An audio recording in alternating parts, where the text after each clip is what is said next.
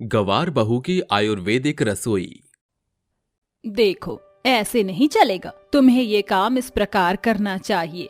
कोई भी काम तुम ठीक से नहीं करती हो। जब से तुम्हारी शादी हुई है तुमने तो सभी काम उल्टे उल्टे किए हैं। लेकिन माँ जी, मैं तो अपनी पूरी कोशिश करती हूँ। आपको ही मेरा कोई भी काम पसंद नहीं आता। अरे मैं तो कहती हूँ कि गांव की गवार बहू लेकर आने से कोई फायदा नहीं है। घर में ऐसे ही काम उल्टे उल्टे होते रहेंगे। आपने मेरी एक नहीं सुनी माँ जी। बड़ी बहू, तू जब देखो मुझे ताना देती रहती है। तुझे और कोई काम नहीं है क्या? तेरा बस नहीं चलता, तू तो अपनी बहन की शादी भी मेरे छोटे बेटे से ही करवा देती। अरे तो इसमें कौन सी बड़ी बात है? अरे क्या मैंने गलत सोचा? इस घर के जैसी बहू मिल जाती। इस गवार ने सारे ही काम उल्टे किए हैं। तान्या के ऐसा कहने के बाद वो वहाँ से चली जाती है, जिसके बाद लता को बहुत गुस्सा आता है और वो भी वहाँ से जाने लगती है। लेकिन जाने से पहले वो गायत्री से कहती है, देखो तुम्हारे बाबूजी की तबीयत ठीक नहीं है। कैलाश को फोन करके कह दो कि वो आते समय डॉक्टर से दवाई ले आएगा या फिर डॉक्टर को ही घर पर ले आएगा। अच्छा माँ जी, ऐसी बात है? मुझे बताइए ना, आखिर पिताजी को हुआ क्या है? कुछ नहीं, बस थोड़ा बुखार है और उन्हें सर में दर्द हो रहा है। ऐसी बात है तो मैं उनके लिए एक अच्छा सा आयुर्वेदिक काढ़ा बना देती हूँ। उसे पीते ही उनकी तबीयत बिल्कुल ठीक हो जाएगी। लता गायत्री की बातों को अनसुना कर देती है, जिसके बाद गायत्री कुछ ही देर में काढ़ा बनाकर मोहन के कमरे में ले आती है। ये लीजिए पिताजी, मैं आपके लिए काढ़ा बनाकर लाई हूँ। जल्दी से इसे पी लीजिए, उसके बाद आपकी पूरी तबीयत बिल्कुल ठीक हो जाएगी। मोहन गायत्री का दिया हुआ काढ़ा पीने तो लगता है, लेकिन अचानक से उसको काढ़ा पीते ही उल्टियाँ शुरू हो जाती हैं, जिसके चलते वहाँ लता भी पहुँच जाती है।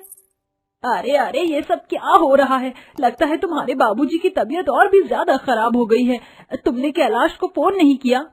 नहीं माँ जी, मैंने कैलाश जी को फोन नहीं किया था। मैं तो खुद ही रसोई से आयुर्वेदिक काढ़ा बनाकर लाई थी ताकि पिताजी की तबीयत ठीक हो जाए। काढ़ा पीते ही उन्हें उल्टियाँ शुरू हो गई हैं। लगता है पिताजी को काढ़ा पीने की जरा सी भी आदत नहीं है। गायत्री के ये कहने के बाद लता काढ़ा उठाकर उसे सूंघने लगती है, जिसके अंदर से उसे बहुत गंदी स्मेल आती है और वह काढ़ा फेंक कर कहती है, हे भगवान, तुम ये क्या पिला रही हो अपने पिताजी को? तुम्हारे अंदर जरा भी अकल नहीं है। आइंदा तुमने अगर अपने ये आयुर्वेदिक नुस्खे हमारे ऊपर इस्तेमाल किए तो मुझसे बुरा कोई नहीं होगा। अरे लेकिन माँ जी, गाँव में तो सब लोग यही पीकर बहुत जल्दी ठीक हो जाते हैं। अरे बहू, तू समझती क्यों नहीं? डॉक्टर नाम की भी कोई चीज होती है और दवाई नाम की भी कोई चीज होती है। यहाँ दवाइयाँ हमारे जैसे बीमार लोगों के लिए ही बनाई गई हैं, ताकि हम अपनी बीमारी के चलते उन्हें खाएं और जल्दी ठीक हो जाएं। लेकिन हमारे पूर्वजों का कहना है कि ये दवाइयाँ शरीर को नुकसान देती हैं। ऐसी दवाइयाँ नहीं खानी चाहिए। जड़ी बूटी और आयुर्वेदिक चीजों से जल्दी इंसान ठीक हो जाता है। ओहो, मैं तो तुमसे और तुम्हारी इस गाँव की परवरिश से बहुत ज्यादा परेशान हो गई हूँ। मेरी बात मानो और अपनी इस रसोई के आयुर्वेदिक नुस्खों को बंद कर दो। लता ऐसा कही रही थी कि तभी सरवन वहाँ आ जाता है। अच्छा किया बेटा जो तू आ गया। जाए काम कर, जल्दी से किसी डॉक्टर को बुला कर लिया, क्योंकि तेरे पिताजी की तबीयत बिल्कुल भी ठीक नहीं है। चिंता मत कीजिए माँ, मैं अभी डॉक्टर को लेकर आता हूँ। पिताजी बिल्कुल ठीक हो जाएंगे। सरवन तुरंत ही डॉक्टर को लेकर आता है, जिसके बाद डॉक्टर मोहन का इलाज कर देते हैं और उन्हें दवाई दे देते हैं। ऐसे ही एक दिन अचानक से कैलाश की भी तबीयत खराब हो जाती है। अरे ये क्या, मुझे तो लूज मोशन हो गए हैं। अब मैं क्या करूं? ऑफिस कैसे जाऊंगा? क्या हुआ जी, आपको लूज मोशन हो गए? आप चिंता मत करो, मैं आपके लिए आयुर्वेदिक शेक बनाकर लाती हूँ। उसे पी लीजिएगा, उसके बाद आप बिल्कुल ठीक हो जाओगे। गायत्री रसोई में जाती है और आयुर्वेदिक चीजों से एक शेक बनाकर लाती है, जिसके बाद वह उस शेक को कैलाश को देने ही वाली होती है कि तभी वहाँ पर लता आ जाती है और गायत्री के हाथों से शेक का ग्लास ले लेती है।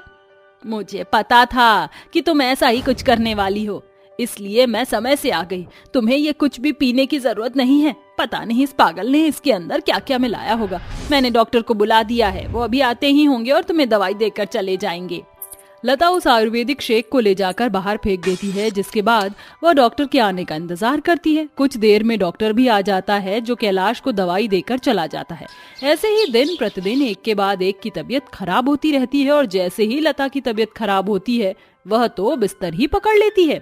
माँ जी, आप ही समझती नहीं हो, घर में सभी लोग बीमार हैं क्योंकि वो मेरे हाथों के बने हुए आयुर्वेदिक नुस्खे आजमाते नहीं हैं। देखो, मैं बिल्कुल तरोताजा तंदुरुस्त हूँ, मुझे कुछ नहीं हुआ क्योंकि मैं आयुर्वेदिक दवाइयाँ इस्तेमाल करती हूँ। आप हो कि बाहर से मेडिसिन लेती रहती हो? देखो, तुम्हें ज्यादा बोलने की जरूरत नहीं है। डॉक्टर आते ही होंगे, माँ जी को दवाई देकर चले जाएंगे तो उन्हें आराम मिल जाएगा। लेकिन तुम ऐसे सर पर खड़ी होकर अपने ये भाषण मत सुनाओ।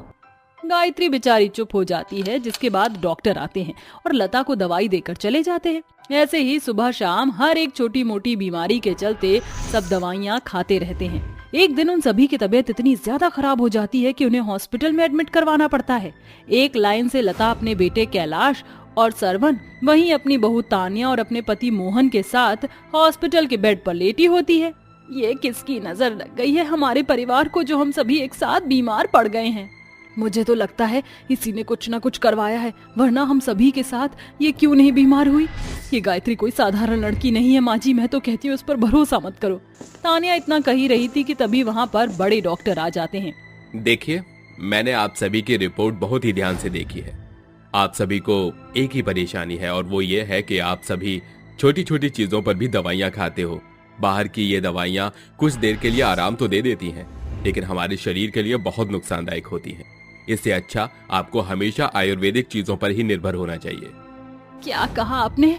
डॉक्टर होने के बाद भी आयुर्वेदिक चीजों पर विश्वास रखते हो? हाँ, आपने बिल्कुल सही सुना। मैं बेशक से डॉक्टर हूँ, लोगों को दवाई देता हूँ, लेकिन उनके साथ साथ मैं ये भी कहता हूँ कि ये दवाइयाँ हमेशा के लिए अच्छी नहीं होती। ये दवाइयाँ हमारे शरीर को बहुत नुकसान देती हैं और आयुर्वेदिक दवाइयाँ हमारे शरीर को अक्सर स्वस्थ बनाती हैं। डॉक्टर की ये बात सुनकर तान्या हैरान रह जाती है। वहीं ये सुनने के बाद गायत्री अपनी सास और जेठानी से कहती है, देखा ना आप लोगों ने, आप तो बेकार में ही परेशान होया करते थे। मैंने कहा नहीं था कि मैं भी इन आयुर्वेदिक दवाइयों के चलते ही एकदम ठीक हूँ, लेकिन किसी ने मेरी नहीं सुनी। आज से आप सभी को मेरी आयुर्वेदिक रसोई से आयुर्वेदिक नुस्खे आजमाने ही होंगे। हाँ बहू, तूने बिल्कुल सही कहा। आज के बाद हम तेरी आयुर्वेदिक रसोई के अंदर कभी छेड़छाड़ नहीं करेंगे। जो भी तू हमें अपने हाथों से बनाकर खिलाएगी या पिलाएगी, हम आराम से खा पी लेंगे, लेकिन जितनी जल्दी हो सके हम सबको ठीक कर दें।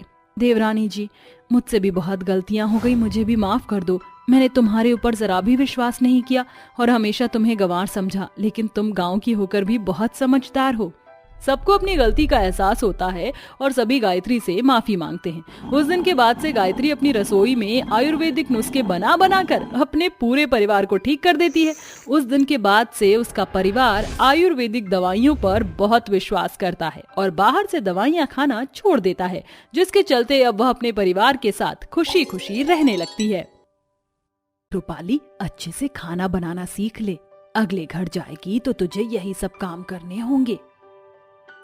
माँ, मैंने आपको कितनी बार कहा है कि मुझे इतनी जल्दी शादी नहीं करनी। अब क्यों मेरे पीछे पड़ी हो? इस काली कलूटी की शादी क्यों नहीं करवाती हो? अगर एक बार और मुझे काली कलूटी कहा ना तो मुझसे बुरा कोई नहीं होगा। तुम दोनों बहनें लड़ना झगड़ना बंद करो। और रूपाली, तुम्हें जरा अपने बोलने के रवैये में थोड़ा सा फर्क लाना चाहिए। काव्या तुम्हारी छोटी बहन है और तुम बड़ी हो। अगर वो सामने है तो तुम्हें उसका मजाक नहीं उड़ाना चाहिए। अरे माँ, आप नहीं जानती हो ये काली कलूटी पता नहीं हमारे घर में कहां से आ गई है।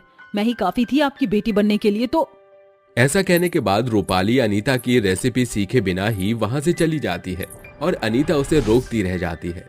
ओहो, देखा तुमने, फिर से ये चली गई। अरे अगर ये अभी नहीं सीखेगी तो कब सीखेगी? आगे जाकर इसकी सास इसे नहीं बल्कि हमें ताने दिया करेगी। अरे माँ, आप भी ना क्यों बेचारी के पीछे पड़ी रहती हो? जाने दो। आप एक काम करो, मुझे बताओ आप क्या सिखा रही थी रूपाली दीदी को? तू रूपाली से कितनी छोटी है, फिर भी हमेशा कुछ ना कुछ मुझसे सीखती रहती है। चल आजा, मैं तुझे आज गाजर का हलवा बनाना सिखाती हूँ। अनीता अपनी छोटी बेटी को गाजर का हलवा बनाना सिखाती है। एक बहन जो कि सुंदर और गोरी थी और पढ़ी लिखी थी, वो हमेशा अपनी खूबसूरती को लेकर घमंड किया करती थी, तो वहीं दूसरी बेटी छोटी होने के बाद भी हमेशा हर काम समझदारी से किया करती थी। ऐसे ही कुछ दिन बीत जाते हैं और एक दिन एक पंडित अनीता के पास रिश्ता लेकर आता है। अरे बहन जी, मैं आपकी बेटी के लिए ऐसा रिश्ता लेकर आया हूँ कि आप मना ही नहीं कर पाओगी। भाई लड़का वेल सेटल्ड है और अच्छा खासा कमाता भी है। अरे पंडित जी, अगर इतना अच्छा रिश्ता है तो देर किस बात की है? तुरंत रिश्ते की बात पक्की करो। लेकिन बहन जी, एक दुविधा भी है। और दुविधा ये है कि शकुंतला के 2 बेटे हैं और वो अपने दोनों बेटों की शादी करना चाहती है। लेकिन मेरी काव्या बेटी तो अभी छोटी है, मैं इतनी जल्दी उसकी शादी कैसे करा सकती हूँ? ये तो आप देखिए, या तो अपनी बेटियों की जिंदगी देख लीजिए, ये उनकी उम्र देख लीजिए। मैं तो चलता हूँ भाई, रिश्ता करवाना हो तो बता दीजिएगा। ऐसा कहने के बाद पंडित वहां से चला जाता है और अनीता सोच में पड़ जाती है, जिसके बाद वो अपनी बेटी काव्या के पास जाती है और उससे कहती है, बेटी मैं जानती हूँ कि तुम्हारी उम्र भी थोड़ी छोटी है, लेकिन अपनी बहन की जिंदगी के लिए और अपनी आगे की जिंदगी के बारे में सोचो। इतने अच्छे घर से रिश्ता आया है कि मैं मना नहीं करना चाहती। अगर तुम चाहो तो रिश्ता मत करना, लेकिन एक बार अपनी बहन के बारे में भी जरूर सोचना। माँ आप चिंता मत कीजिए, मैं शादी करने के लिए तैयार हूँ, क्योंकि आप सभी की खुशियों में मेरी खुशी है। काव्या सांवली होने के साथ साथ समझदार भी बहुत ज्यादा थी, लेकिन वहीं उसकी बड़ी बहन इस बात से बहुत ज्यादा चिढ़ती थी, क्योंकि अनीता हमेशा काव्या की बहुत तारीफ किया करती थी। इसी दौरान दोनों बहनों की शादी अनीता शकुंतला के दोनों बेटों से करा देती है। मेरी दोनों बेटियों को मैंने फूल की तरह पाला है। मैं आशा करती हूँ कि आप भी मेरी बेटियों को अपनी बेटियों की तरह ही रखोगी। बहन जी, आप ऐसा कह के हमें शर्मिंदा कर रही हो। हम आपकी बेटियों को अपनी बेटियां ही मानेंगे। काव्या और रूपाली दोनों ही मेरी बहू नहीं बल्कि बेटियां बनके उस घर में जा रही है। शकुंतला की बात सुनने के बाद अनीता खुशी खुशी अपनी बेटियों को विदा कर देती है। शादी के बाद शकुंतला का ध्यान रूपाली पर ज्यादा और काव्या पर थोड़ा कम होता है। पर क्या आप पराठे बना देंगे? मुझसे खाना बन नहीं पा रहा। मुझे भी लक्षिता दीदी आदत नहीं है ना खाना बनाने की, आप हेल्प कर दीजिए। हाँ हाँ बिल्कुल, ये भी कोई कहने की बात है भला। तुम दोनों को तो हम तीनों की भी जरूरत पड़े तो बेझिझक बुला लेना। हाँ बहू, तुम दोनों मेरे साथ चलो, ये तीनों घर का काम कर लेंगे। मैं तुम्हें बच्चों के स्वेटर बनाना सिखाती हूँ। हाँ माँ जी। तीनों बहू को सुनाकर माया दोनों बहू को स्वेटर बुनना सिखाती है। कुछ दिनों बाद दोनों की तबीयत खराब होती है और वो एक साथ गर्भवती हो जाती हैं। ऐसे में सास बहू खुश होती हैं और दोनों बहू का बहुत ख्याल रखती हैं। तभी अपने हाथ से ड्राई फ्रूट्स भूनकर बहू के सामने रखकर वो कहती है, लो तुम दोनों बहू अच्छे से खाओ, आखिर जब तुम स्वस्थ होगी तभी तो बच्चा भी स्वस्थ होगा। जी माँ जी, आप हमारा कितना ख्याल रखती हैं। मुझे जूस पीने का मन कर रहा है, आप मंगवा देंगी क्या? और मुझे माँ जी कुछ चटपटा खाना है। हाँ बच्चों, अभी मंगवाती हूँ तुम्हारे लिए मैं। अरे शालू, लक्षिता, जरा एक गिलास जूस और चाट पापड़ी चटपटी सी बना कर लाओ। सास की बात सुनकर लक्षिता दोनों गर्भवती बहुओं के लिए खाने पीने की चीज लाती है। काव्या की तारीफ उसकी बहन रूपाली से बर्दाश्त नहीं होती, जिसके चलते वो अपने पति रंजन से कहती है, ओहो, ज्यादा मत फेंको। सब जानते हैं कि कैसा खाना बनाया। इतना बकवास खाना मैंने कभी नहीं खाया। माँ ने कितनी बार इसे खाना बनाना सिखाया, लेकिन इसने कभी खाना बनाना सीखा ही नहीं। रूपाली का ऐसा बर्ताव देखकर काव्या अपने मन में सोचती है, आखिर क्या हुआ है मेरी बड़ी बहन को? उसे तो मेरी तारीफ करनी चाहिए, लेकिन वो तो हर काम में मेरी बेइज्जती करती जा रही है।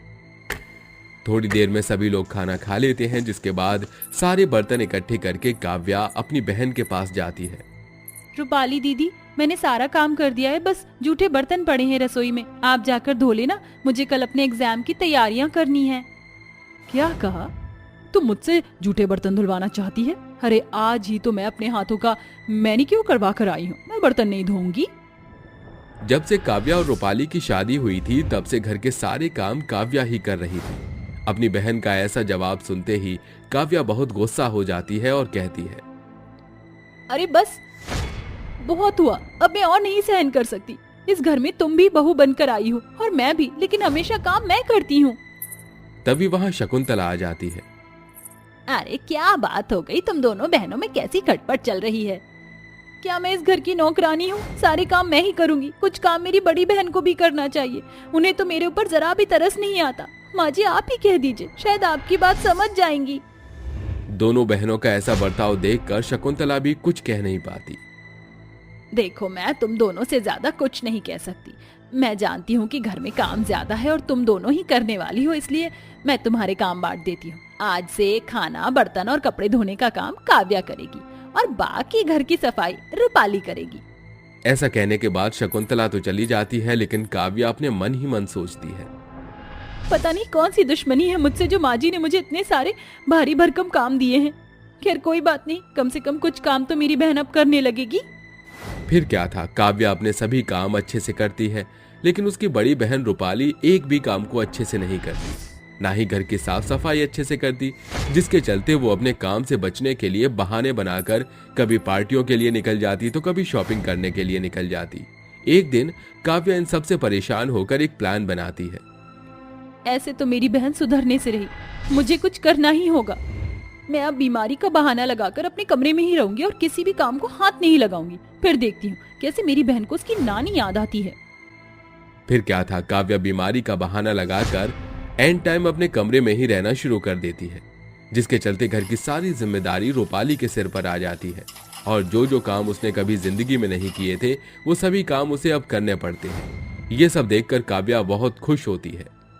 वाह वाह, क्या बात है, आखिर मेरी कामचोर बहन काम करने लगी। यहाँ काव्या बहुत खुश थी तो वहीं रूपाली दुखी होकर शकुंतला के पास जाती है। अब मुझसे और काम नहीं होते। मैं जानती हूँ मेरी बहन बीमारी का बहाना लगाकर पड़ी है, लेकिन मैं अच्छे से समझ गई हूँ कि सारे काम करने में उसकी कितनी मेहनत लगी है होगी। आज से मैं उसके साथ सारे काम करवाऊंगी, बस आप उसको समझा दीजिए। देख, मैं तुम दोनों बहनों के बीच में नहीं आना चाहती, जो भी है अपनी बहन से जाकर कहो। रूपाली के आगे झुकने के अलावा और कोई रास्ता नहीं था।